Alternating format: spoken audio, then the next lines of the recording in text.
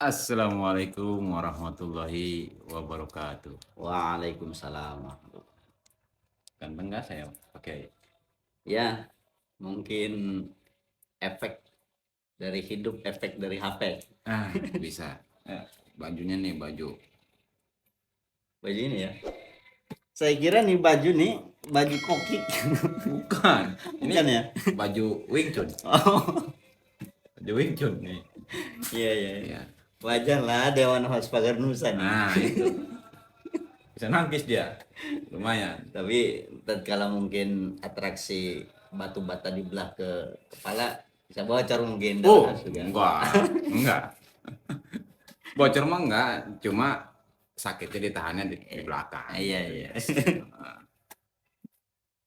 Kembali lagi malam ini kita di ruang bicara Ruang Pasirasan. Ya, alhamdulillahirobbilalamin kita bisa kumpul lagi bareng Pak Kiai dengan permasalahan-permasalahan atau request para jamaah. Malam ini ada request juga dari penggemar ataupun saudara kita. Mang Robert, siap. Konten semakin maju dan penjelasannya keren-keren, saya nyimak terus. Ini masih orang yang sama. Ini orang nih banyak nanya nih. Banyak nanya. Saya nggak bisa sebutin orangnya. Cuma memang ya kritik membangun. Ya, kritik membangun terus nanya aja. Ya nggak tahu dipakai atau enggaknya. Iya, iya. Gitu. Yang penting kita sudah menyampaikan. Yang penting kita sudah menyampaikan dan memang apa yang dia komen dan dia pengen jelaskan itu ya maksudnya pengen dijelaskan. Kita juga kepikir juga gitu maksudnya. Dia bilang, Mang Robert bikinin konten tentang vidya. Padahal ya dia juga kurang paham, maksudnya ya cuma ikut-ikutan doang gitu. Jadi bukan santri gitu. Saya pernah lihat di mana gitu atau pernah ikut vidya. Vidya itu apa sih Mang Robert? Gitu. Nah, di sini nih. Vidya mait itu ya. Vidya mait Orang gitu. yang ya. Iya. Jadi di sini saya mau kasih tahu tentang vidya dan Pak Kiai yang menjelaskan dengan detail. Gitu. Silakan Pak Kiai. Ya, vidya itu sebetulnya tadinya vidya itu sama dengan kifarat ya. Kifarat itu adalah sebuah penebusan tentang kesalahan daripada syariah. Tatkala kita berbuat salah dari bidang syariah, maka itu ada kifarat yang harus kita jalankan untuk penebusan dosa lah. Ya, penebusan dosa, penebusan kesalahan daripada hal-hal yang kita tinggalkan. Di antaranya ya sholat, kemudian puasa. Puasa itu kan kifarat bagi orang-orang yang tidak menjalankan puasa. Kalau semisal contoh orang yang masih hidup, kemudian dia memiliki penyakit yang akut, tidak bisa berpuasa, dikarenakan penyakit ataupun usia yang sudah sepuh, maka fidyahnya kan satu mud gitu, satu mud beras tuh, satu hari tuh. Nah, kalau berbicara tentang kifarat atau fidyah orang yang meninggal ya ada 6 yang harus difidyahi, ada 6 yang harus dikifarati. Berbeda dengan kita yang masih hidup. 6 fidyah itu ya, yang pertama adalah sholat, sholat mafruḍoh ya, sholat wajib, sholat mafruḍoh, sholat fardu, ditambah dengan satu yang wajib. Apa itu? Jadi witir. Kok witir? Witir ya kan sesuatu hal yang wajib menurut Imam Hanafi, tapi menurut Imam Syafi'i adalah sesuatu yang sunnah. Pelaksanaan fidyah yang biasa dilakukan oleh kita yaitu kan fidyah Imam Hanafi. Karena Imam Syafi'i itu berat, mah. Imam Syafi'i itu yang dikifarati, yang difidyahi adalah sholat yang tidak sempurna, sholat yang tidak dilakukan saja.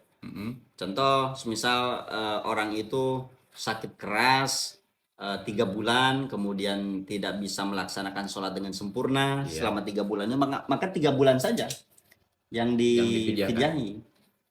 Kalau Imam Hanafi, dia seumur hidup. Harus seumur hidup. Harus seumur hidup. Dilaksanakan atau tidaknya itu sholat, ya harus seumur hidup difidyahinya. Dari mulai balik sampai ya meninggal dunia. Cari aman. Cari aman, ihtiyat, lebih hati-hati. Heeh. Kemudian harta yang digunakannya pun kan dia qimah. Iya. Qimah itu adalah mal berupa uang ataupun berupa emas. Kalau Imam Syafi'i kan harus beras. Harus beras aja. Harus beras aja. Nggak bisa pakai emas ataupun uang, nggak bisa. Iya, nggak bisa. Kalau menggunakan uang ataupun emas, katakanlah qimah itu, barang yang berharga, ya taklid terhadap Imam Hanafi. Harus taklid dulu ke Imam Hanafi. Maka sholat yang tadi kita bicarakan 5 itu berubah menjadi 6 tuh. Karena yang 5 itu fardu, yang 1 adalah wajib. Jadi yang pertama sholat, yang difidyah itu, yang kedua adalah puasa, yang ketiga adalah zakat, kemudian 4 mandi wajib, yang kelima aiman. Aiman itu janji hakul adami terhadap manusia, dan yang keenam itu adalah nudzur, janji terhadap Allah melaksanakan satu kebaikan baik sunnah maupun wajib yang tidak dilaksanakan. Janji ke manusia, contoh kayak gini, Kiai, nanti kalau saya udah gajian di YouTube, nanti Kiai saya beliin rokok eseceng sebungkus, gitu. Ya. Kenyataannya saya lupa, gitu.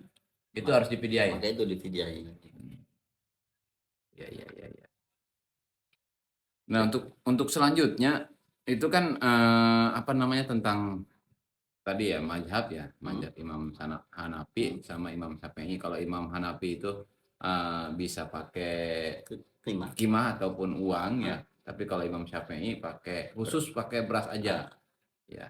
Nah, kita kan mayoritas di Indonesia itu kan Syafi'i, berarti kalau seandainya ingin melaksanakan fidyah lebih enggak ribet ya, biar enak aja gitu, harus taklid ke Imam Hanafi. Imam Hanafi, dan menurut saya taklid fidyah terhadap Imam Hanafi itu ya untuk saya pribadi yaitu harus. Kenapa harusnya? Karena kita tidak mengetahui jumlah sholat kita yang ditinggalkan berapa. Saya pernah menyaksikan dari sekian banyak dan sekian pengalaman, satu jenazah, satu mayit yang memang dia tulis utangnya, tulis janjinya, tulis puasanya, tulis sholatnya, berapa yang ditinggalkan seumur hidup, ada di bawah apa itu, divan, ada di bawah tempat tidur. Kakek saya meninggal, kemudian bapak itu membuka divan dan membuka catatan hutang. Dari mulai catatan hutang uang, hutang puasa, sholat, dan lain-lain. Nah, kalau kita kayak gitu ya boleh, Imam Syafi'i. Kalau saya, cucunya, tidak nulis tuh. Ada juga tulisan hutang duit. Tulisan hutang duit. Nah, selantaran kita tidak punya catatan itu, maka lebih baiknya menurut saya pribadi ya taklid terhadap Imam Hanafi, jadi diglobalkan saja seumur hidup. Untuk pelaksanaannya ya baik setelah meninggal 1 malamnya ataupun ke-7 malamnya ya dilakukan, tapi harus dihitung terlebih dahulu sebelum melakukan qabil tu malak tu ya itu dihitung dulu sholatnya, dihitung dulu puasanya, dihitung dulu zakatnya, dihitung yang ke-6 itu harus dihitung. Ngitung gimana maksudnya? Ya dihitung daripada umur, kemudian nanti dikali berapa yang harus dibayarkan. Contoh kayak gini, seumpama saya lah, seumpama umur saya 17 tahun nih, bukan 17 tahun kan, masih muda maksudnya. 17 tahun saya meninggal. Nah, yang harus difidyahkan itu berapa tahun? Nah, 2 tahun. Kok 2 tahun? Iya, karena 17 itu kan dikurangi 15. Pada usia 15 kan itu sudah balik. Maka yang taklifnya itu yang ke-16, ke-17, 2 tahun. 2 tahun itu. Nah, semisal kita menghitung tentang sholatnya saja.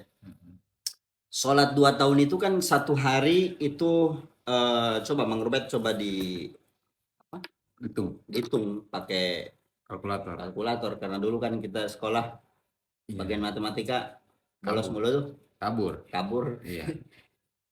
Ada yang nggak bolos merah kan. Iya. Kita hitung semisal 2 tahun. Nah, cara menghitungnya gini.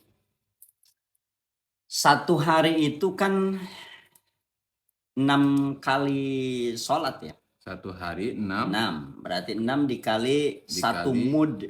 1 mud itu kisaran 12.000. 6 dikali 12.000 saja. 6 dikali 12.000. 6 dikali 12.000. Terus berapa tuh? 72.000. 72.000 dikali 30 hari 1 bulan. Kali 30 hari. Jadi 2.000. 2.160.000 dikali 12 bulan. Dikali 12 bulan. Jadi 25 juta. Ya, 25.920 dikali taklif ibadahnya 2 tahun itu. Kali 2 berarti. Kali 2. Berapa tuh? 51.840.000. Nah, 51.840.000 itu baru sholatnya.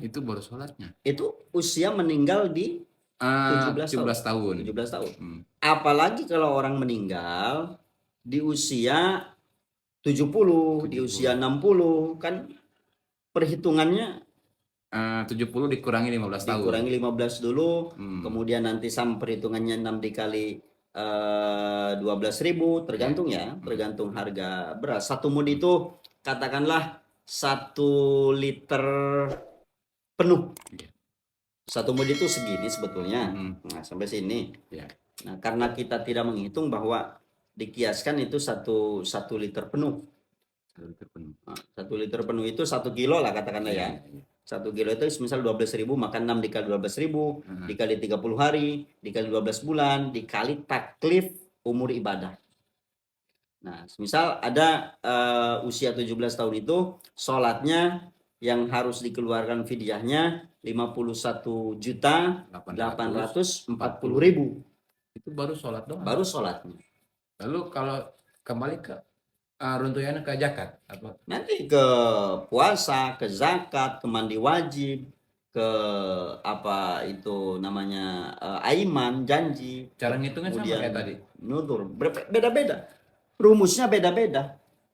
Nah, dan itulah yang sering saya utarakan terhadap santri-santri bahwa menghitung fidyah itu yang biasanya kan cari emas misal 100 gram. Iya. Berapapun umurnya. Kemudian kan dibagi-bagi.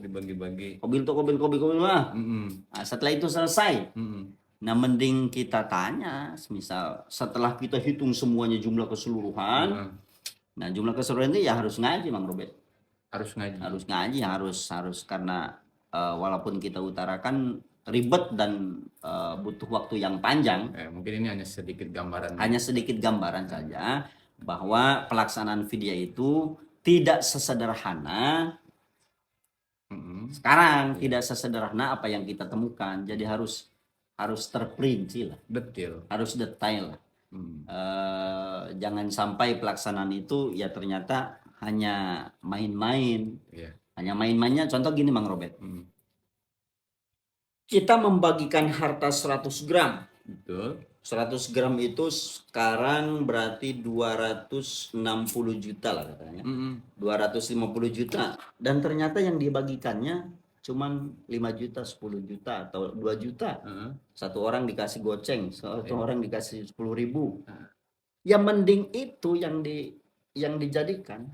Jadi setelah kita hitung jumlah keseluruhan, tanya punya uang berapa? Nah, tanya terhadap keluarga, punya uang berapa?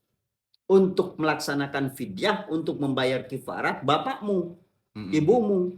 Semisal ada uang 5 juta, Mm-mm. ya jumlah keseluruhan itu dibagi mal yang ada, maka jumlah dari pembagian itu adalah jumlah asnaf, jumlah orang yang menerima fidyah. Untuk asnafnya sendiri, Ya asnaf sendiri ya fakir, miskin, amilin, sabilillah, sama-sama dengan asnaf-asnaf zakat, tapi yang lebih utama ya memang terhadap fakir dan miskin. kalau seandainya bukan asnaf fidyah yang kita bagikan, contohnya tadi kan ya eh, fakir sama miskin gitu, terus kita kasih ke, ataupun kita nggak paham karena nggak paham, jadi ya ada di situ orang yang bukan di asnaf itu gitu, maksudnya gimana itu? Ya tidak sah. Tidak sah, semisal orang kaya kita kasih, Iya. ya nggak sah.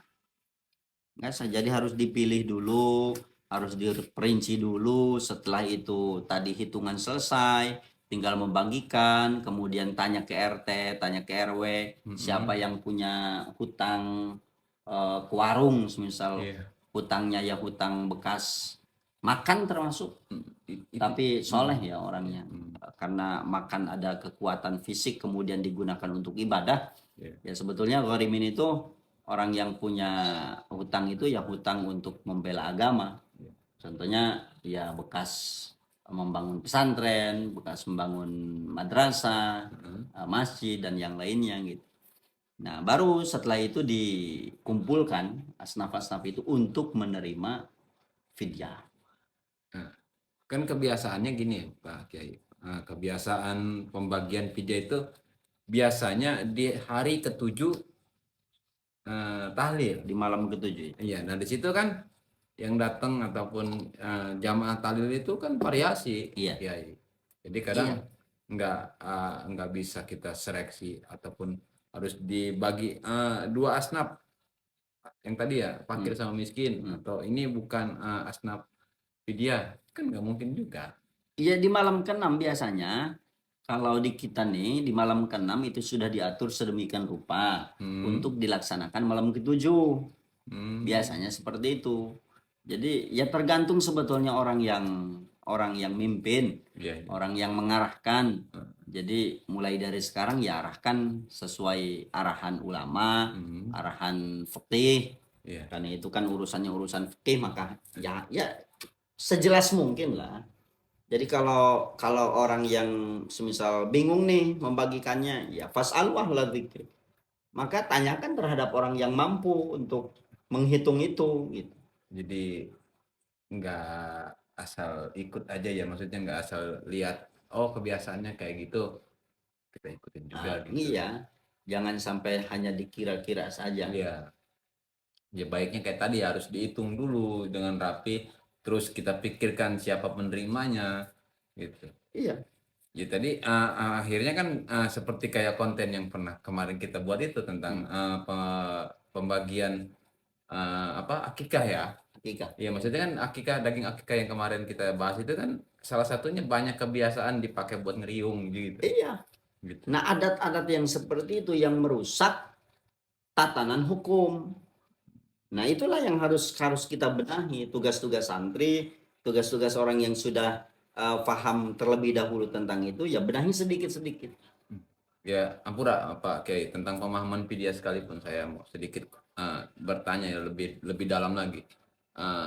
Keterangan-keterangan tentang penghitungan sholat, penghitungan zakat untuk video itu Kiai dapatnya di mana? Itu dikumpulkan dari beberapa kitab. Misal kita baca fasal sholat, kifarat sholat seperti apa, kemudian kita baca kitab-kitab yang lainnya, ada di Ibanatul Ahkam, ada di Madzhabul Arba'ah, ada di Tausyih. Maka kitab-kitab itu dikumpulkan untuk menyimpulkan maksud dan tujuan demi terlaksananya fidyah yang baik dan benar itu. Jadi tidak cukup dengan 1-2 kitab. Berarti Pak Kiai, kalau penjelasannya serumit itu nggak bisa nyimak lewat YouTube aja ya? Nggak bisa lah, nggak bisa cukup 1-2 kali mendengar kemudian paham. Kayaknya sih kurang ideal gitu ya. Harus ngaji, memang harus ngaji, harus harus sampai tuntas. Intinya kalau memangnya mau nanya gitu atau mau ngaji, Kiai bersedia untuk menjelaskan tentang vidya. Ya wajib kita utarakan, wajib kita share lah pengetahuan-pengetahuan kita terhadap orang-orang yang memang bertanya untuk hukum-hukum yang belum difahami. Kalau gitu para jamaah atau para penggemar channel, saudara-saudara dimanapun berada, apabila ingin bertanya ataupun tentang vidya ya, ingin mengkaji lebih dalam lagi, Pak Kiai bersedia menjelaskan kapanpun, siapapun, dimanapun orangnya bisa ke tempat Pak Kiai yang beralamat Desa Sukaratu, Kampung Pasir Menyan, Kampung Pasir Menyan, Kecamatan Cikesal, Kabupaten Serang, Banten. Gitu. Pondok Pesantren Pasir Ratu El Rabbani. Nah, itu nama pondoknya. Jadi bisa dicek di Google Map ataupun di mana aja, itu udah terdaftar Pak Kiai ya. Alhamdulillah sudah. Atau bisa hubungi saya juga, nanti bisa saya antar. Ya kebetulan rumahnya nggak jauh gitu, dan memang keseharian ya suka sama Pak Kiai aja, biasa minta kopi sama rokok. Cari-cari berkat ya. Cari berkat gitu. Mungkin penjelasan tentang vidya kurang dan lebihnya nanti bisa kayak tadi tuh, bisa komen, nggak apa-apa, tapi untuk memahami vidya lebih dalamnya, alangkah baiknya itu harus kesini Pak Kiai, harus ngobrol langsung atau mengaji langsung. Yang jelas pesan saya pribadi ya, laksanakan fidyah dengan baik. Kalau belum jelas referensi ya dicari referensinya terlebih dahulu. Kemudian kalaupun tidak mampu untuk melaksanakan itu, ya baiknya tanyakan terhadap orang yang sudah paham di masing-masing tempat kita, di masing-masing kampung kita. Jangan sampai gengsi lah, Mang Robert.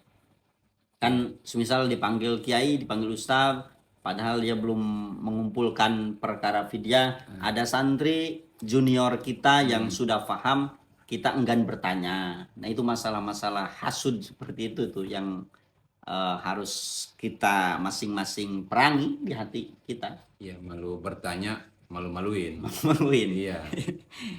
Malu-maluin. Ya. Nah itu bahasa-bahasa Mang Robert, malu bertanya, malu-maluin, terus sambil menyelam buang air ngising berarti. Gitu. Oke, itu pembahasan secara kilas ya, sekilas pembahasan tentang fidyah. Yang pasti Pak Kiai bukan niat menggurui ataupun seperti apa ya. Ya kita buat konten ini pun memang salah satunya syiar memberikan ataupun menjelaskan hukum-hukum sesuai tuntunan yang Pak Kiai mengerti dan bisa dipahami. Gitu. Selanjutnya mungkin di konten selanjutnya bisa dijelaskan kembali. Untuk malam ini tentang vidya cukup lah ya. Adapun tentang komen ataupun request masih tetap di kolom-kolom komentar. Like, subscribe yang belum subscribe, tonton yang belum nonton. Biar kitanya semangat gitu. Biar gajian, cepat gajian. Belum gajian. Wayahna sahabat anu karunya kana kula ya. Ya, mungkin itu saja yang bisa saya sampaikan. Assalamualaikum warahmatullahi wabarakatuh. Waalaikumsalam warahmatullahi wabarakatuh.